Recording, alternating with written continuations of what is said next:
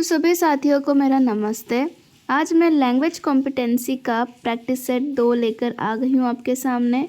तो चलिए शुरू करते हैं। और साथ ही ऐसा नहीं है कि मैं सिर्फ अकेले करूँगी, आपको भी मेरे साथ में इनके उत्तर देना है और आपके कितने सही बनते हैं यह आपको कमेंट सेक्शन में लिखना है। और रही बात डाउट्स की, तो आप डाउट्स भी पूछ सकते हैं कि आप मुझे बोल भी सकते हैं कि ये क्वेश्चन या ये आंसर मैंने गलत किया है, तो उसका डाउट मैं आपको क्लियर भी करती जाऊंगी। ठीक है, तो चलिए शुरू करते हैं पहले क्वेश्चन से। पहला पूछता है कि दिए गए विकल्पों में से किसमें निम्नलिखित मुहावरे का सही अर्थ दिया गया है। दांत काटी रोटी हमारे पास मुहावरा है, इसका हमको बताना है कि कौन सा सही हो जाएगा। समाज से बाहर, असाधारण घटना, पक्की मित्रता या बिल्कुल बेकार। इन चारों में से क्या ऑप्शन आपको सही लगता है, बता दीजिए जल्दी से। दांत काटी रोटी, तो इसका उत्तर हो जाएगा हमारा पक्की मित्रता। इसका उत्तर हो जाएगा पक्की मित्रता, दांत काटी रोटी। नेक्स्ट है हमारे पास में कि रसोई घर में कौन सा समास पूछा है। रसोई घर में कौन सा समास पूछा है, तो क्या वह अव्ययभाव समास है, क्या वह तत्पुरुष समास है, क्या वह द्विगु समास है, क्या वह द्वंद्व समास है। ठीक है, तो देख लेते हैं हम कि रसोई घर का विग्रह कैसे होगा। तो रसोई घर का विग्रह करने के लिए देखिए क्या लिखते हैं हम। रसोई के लिए घर, ठीक है, रसोई के लिए घर लिखते हैं हम। और जब के लिए आता है, ठीक है, के लिए आता है, वह हो जाता है हमारा क्या, तत्पुरुष समास। तत्पुरुष समास में जो संप्रदान समास है, संप्रदान तत्पुरुष समास है, उसमें आता है क्या, कौन सा लोप आता है, तो के लिए आता है। तो हमारा रसोई घर हो जाएगा तत्पुरुष समास। अगला है कि निम्नलिखित में से कौन सा व्यंजन संधि का उदाहरण है। क्या वह सदैव है, क्या वह मनोरथ है, क्या वह निर्गुण है, क्या वह सदाचार है। ठीक है, तो देख लेते हैं हम क्या हो जाएगा इसका उत्तर। जी, इसका उत्तर हो जाएगा हमारा क्या, सदाचार। ठीक है, क्या हो जाएगा इसका उत्तर, सदाचार। ठीक है, इसका विग्रह, सदाचार का विग्रह कुछ ऐसा होगा कि सत धन आचार। देखिए यहाँ पर व्यंजन आ रहा है और व्यंजन के बाद स्वर आ सकता है, पर अगर दोनों ही, जब हम दोनों को अलग करते हैं, ठीक है, तो पहले शब्द का जो आखिरी है वहाँ अगर स्वर आता है और दूसरे शब्द का जो प्रथम भाग है उसमें अगर स्वर आता है, तो वो क्या कहलाता है, हमारा स्वर संधि कहलाएगा। ठीक है, तो यहाँ पर देखिए अधिकतर जो है सदैव हमारा स्वर संधि का एग्जाम्पल है। मनोरथ, मनः धन रथ होता है और निर्गुण निः धन गुण होता है। तो बी और सी तो हमारा विसर्ग संधि हो गया, बचा क्या हमारा सदाचार, और इसका विग्रह होता है सतधन आचार, इसीलिए हमारा ये क्या हो गया, व्यंजन संधि हो गया। अगला है हमारे पास में कि हाथी किस प्रकार का शब्द है। हाथी किस प्रकार का शब्द है, तत्सम, तद्भव, देशज, विदेशी। बता दीजिए जल्दी से। तो हाथी जो है वो हमारा हो जाएगा क्या, तद्भव। हाथी हो जाएगा क्या हमारा, तद्भव। जी, इसका तत्सम होता है हस्ती। हाथी का तत्सम होता है हस्ती। ठीक है, नेक्स्ट, जो मोक्ष चाहता हो उसके लिए हमको एक शब्द चाहिए। क्या वह मुमुक्षु हो जाएगा, क्या वह मुमुक्ष हो जाएगा, क्या वह मुक्ष हो जाएगा या ममुक्ष हो जाएगा? बता दीजिए इन चारों में से क्या हो जाना चाहिए।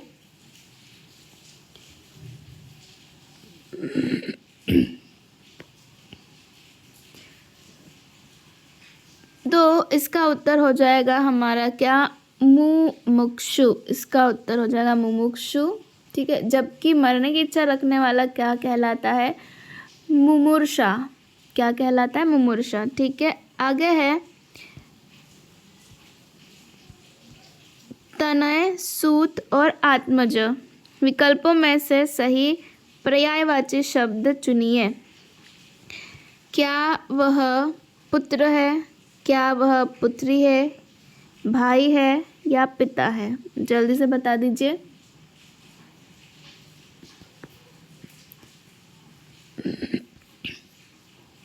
जी, तो इसका उत्तर हो जाएगा हमारा क्या? ए। तनय, सूत और आत्मज हम कहते हैं पुत्र को। ठीक है, नेक्स्ट देखते हैं। अगला है हमारे पास कि मुक का विलोम क्या है? अल्पभाषी, वाचाल, मृदुभाषी या कटुभाषी? देखिए, मुक का अर्थ होता है क्या? मतलब जो नहीं बोल पाता है। मुक का अर्थ होता है नहीं बोलने वाला। तो इसका उत्तर हमारा क्या हो जाएगा? वाचाल।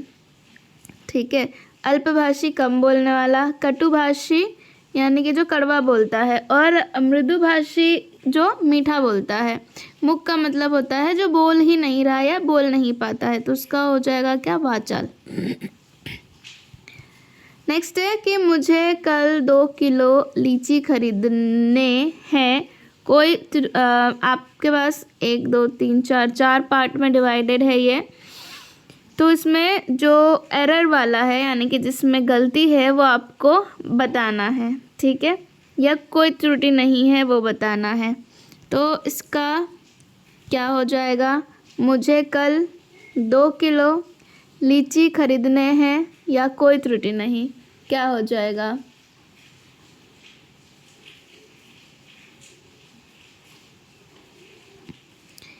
तो इसका उत्तर हो जाएगा क्या? लीची खरीदने हैं।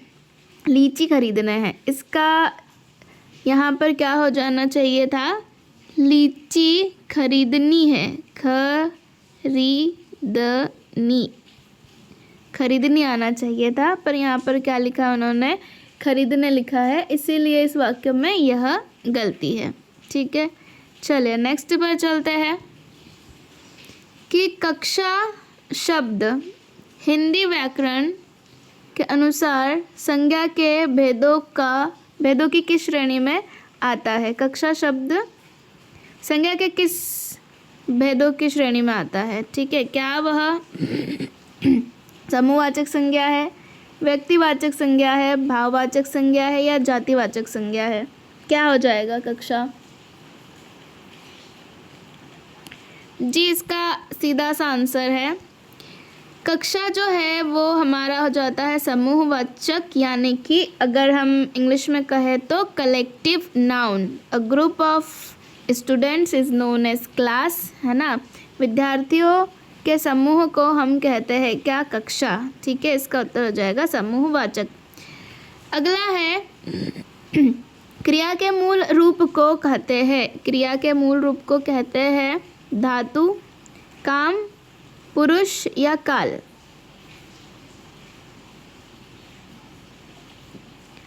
जी, क्रिया के मूल रूप को कहा जाता है धातु।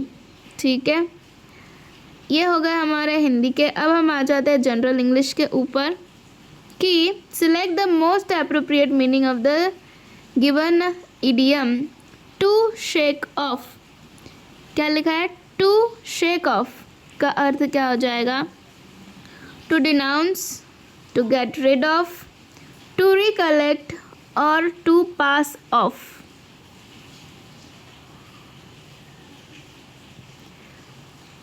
तो देखिए, शेक ऑफ से ही पता चलता है कि कुछ शेक कर देना, कुछ झटक देना, है ना, शेक कर देना, झटक देना, यानी कि इसका उत्तर हमारा क्या हो जाएगा, टू गेट रिड ऑफ, यानी कि किसी से क्या कर देना, छुटकारा पाना या मुक्त हो जाना। ठीक है, अगला है select the word which means the same as the group of words given. A large natural और artificial lake as a source of water supply को हम क्या कहेंगे, एक बड़ा सा प्राकृतिक या नकली तालाब, झील जो वाटर सप्लाई करने का काम करता है, उसे हम क्या कहेंगे, पूल, पॉन्ड, क्रीक या रिजर्वॉयर, क्या कहेंगे, वाटर सप्लाई के काम में आ रहा है। तो इसका उत्तर हो जाएगा हमारा क्या, रिजर्वॉयर। क्या हो जाएगा, रिजर्वॉयर हो जाएगा। अगला है in the following question out of the 4 given alternatives select the alternative which is the best substitute of the phrase. वाक्यांश का हमको सब्स्टिट्यूट बताना है। वाक्यांश है हमारे पास में the bony framework of a body को हम क्या कहते हैं, बहुत ही ईजी सवाल है। रेस्पिरेटरी सिस्टम, स्केलेटन, न्यूरॉन्स या आर्टरीज। रेस्पिरेटरी सिस्टम यानी कि हमारा जो श्वसन तंत्र है, ठीक है। स्केलेटन यानी कि हमारा क्या हो जाएगा, जो कंकाल है। न्यूरॉन्स यानी कि तंत्रिका तंत्र, और आर्टरीज यानी कि धमनी। तो हमारे बोनी फ्रेमवर्क को क्या कहेंगे हम, स्केलेटन। क्या कहेंगे, डी वाला हो जाएगा स्केलेटन।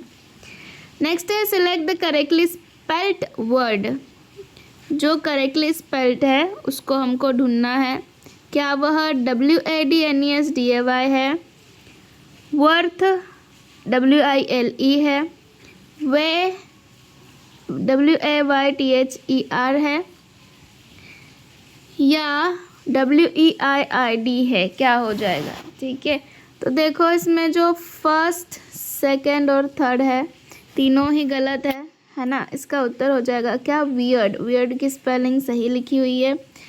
नेक्स्ट है हमारे पास में कि select the most appropriate antonym बताना है of the given word adorn. Adorn का एंटोनिम यानी कि विलोम बताना है हमें। क्या हो जाएगा, अडॉर्न का हम पहले मीनिंग देख लेते हैं कि क्या होता है। तो अडॉर्न का अर्थ होता है कि किसी को सजाना या विभूषित करना। ठीक है,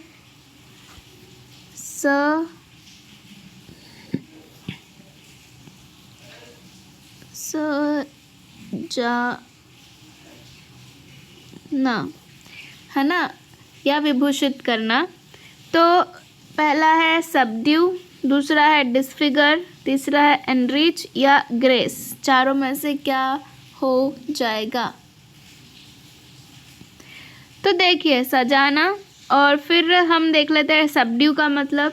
तो सबड्यू का मतलब होता है हमारा क्या कर देना, वश में करना या जीतना, किसी को काबू में कर लेना। ठीक है, एनरिच का डिसफिगर पहले देख लेते हैं। एनरिच सी वाला, एनरिच का अर्थ होता है किसी को समृद्ध करना या धनी बनाना।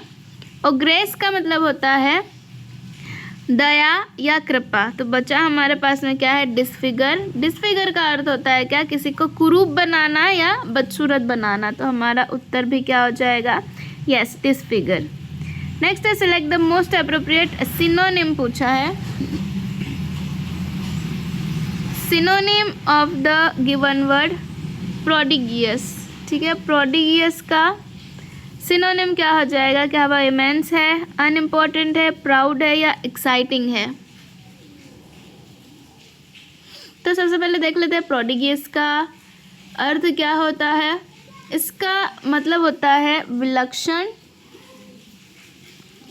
विलक्षण या फिर हो जाता है अस्वाभाविक या बहुत बड़ा। ठीक है, तो इमेंस का देख लेते हैं। इमेंस का अर्थ होता है क्या, विशाल, अनइम्पॉर्टेंट यानी कि जिसका महत्व नहीं है, महत्वहीन, प्राउड यानी अहंकारी, और एक्साइटिंग यानी उत्तेजक या रोमांचक। तो प्रोडिगियस का मतलब बहुत बड़ा हुआ, तो इसका सिनोनिम हमारे पास में है इमेंस, यानी कि बहुत बड़ा, इमेंस, विशाल। ठीक है, नेक्स्ट है हमारे पास कि select the correct passive form of the given sentence. Take this suitcase upstairs. देखिए यहाँ पर आपको क्या कहा जा रहा है कि कोई सी चीज़ करने के लिए कहा जा रहा है। ठीक है, कोई सी चीज़ करने के लिए कहा जा रहा है।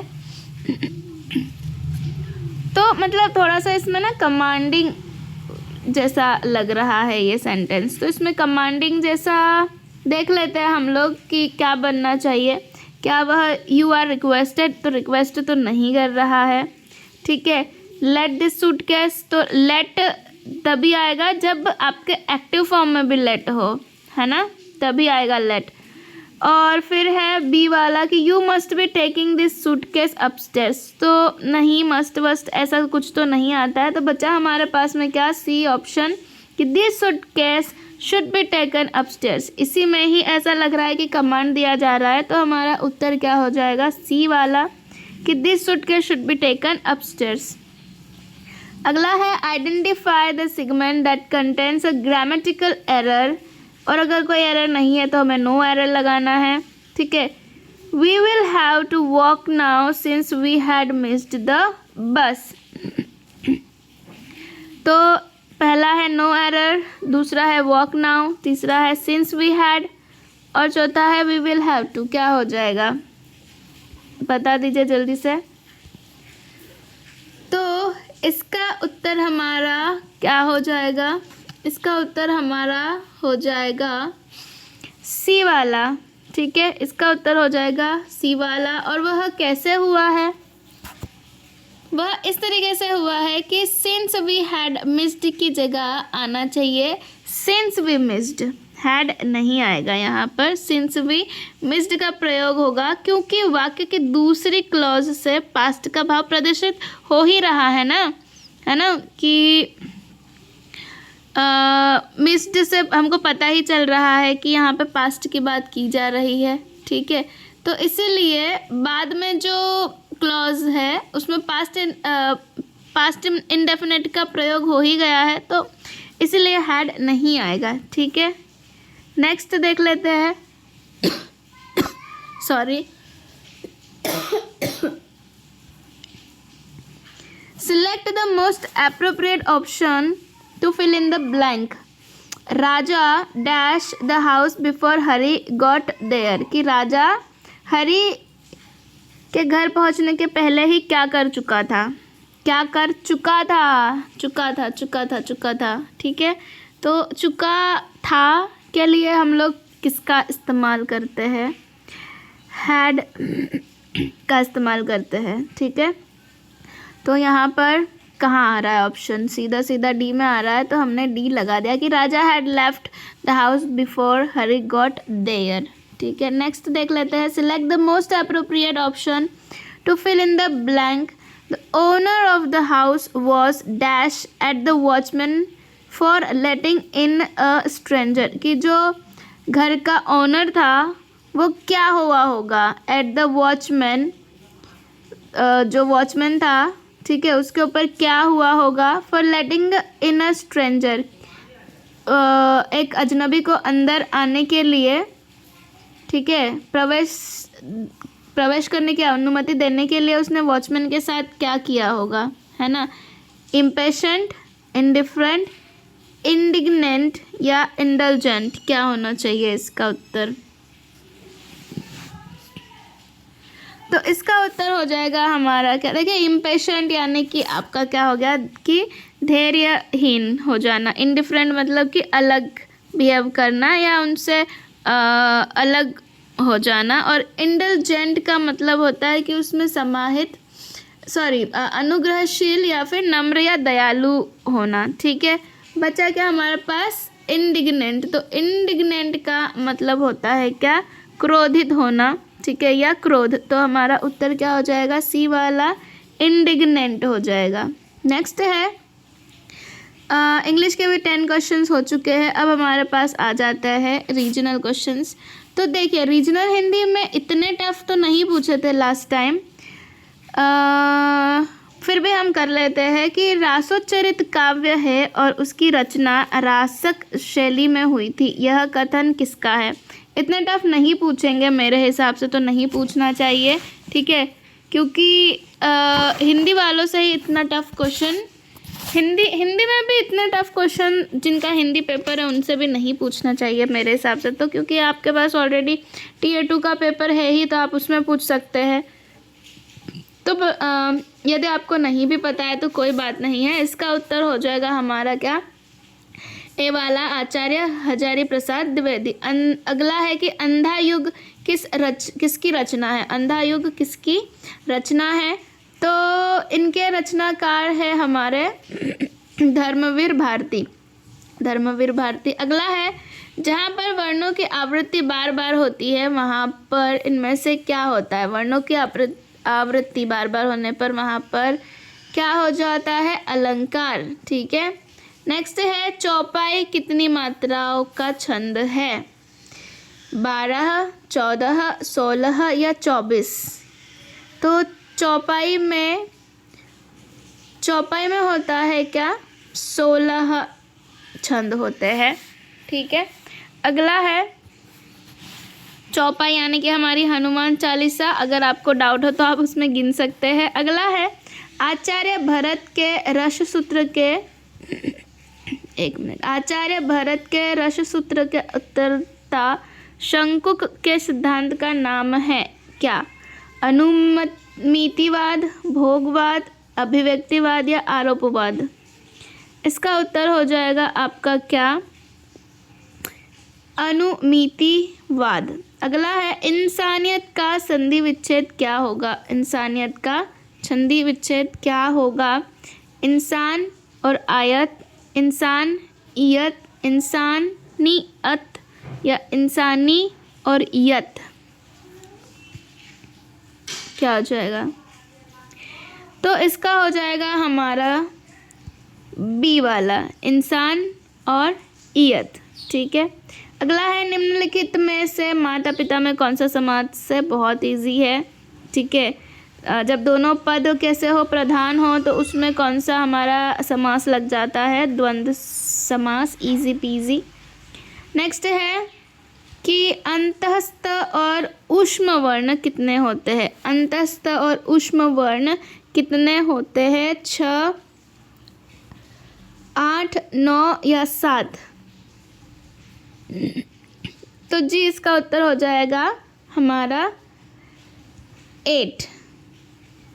फॉर एग्ज़ाम्पल कि कुल 52 ध्वनियों में क्या होता है, 4 अंतस्थ होते हैं, 4 ऊष्म व्यंजन होते हैं, तो इसीलिए दोनों मिला के क्या हो गए, 8 हो गए। अगला है, प्रेरणा स्टूडियो जाएगी काल बताना है, क्या वह अपूर्ण वर्तमान काल है, क्या वह सामान्य वर्तमान काल है, क्या वह सामान्य भविष्य काल है या संभाव्य भविष्य काल है। क्या हो जाएगा इसका उत्तर। तो ये तो सीधा सीधा सा है कि हाँ, प्रेरणा स्टूडियो जाएगी यानी कि सामान्य भविष्य काल की हाँ जाएगी वो, ये तो जाहिर सी बात है, ठीक है। अगला है, निम्नलिखित में से कर्तवाच्य का वाक्य बताइए। तुलसीदास ने रामचरितमानस लिखी, या राम द्वारा रावण को मारा गया, या आज टहलने चला जाए, या छात्रों द्वारा फुटबॉल खेली जाती है। क्या हो जाएगा।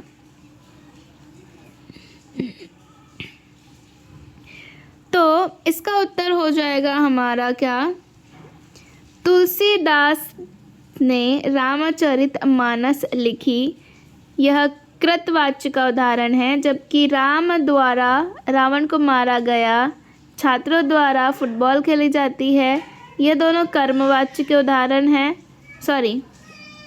छात्रों द्वारा, ये दोनों कर्मवाच्य के उदाहरण हैं। और आज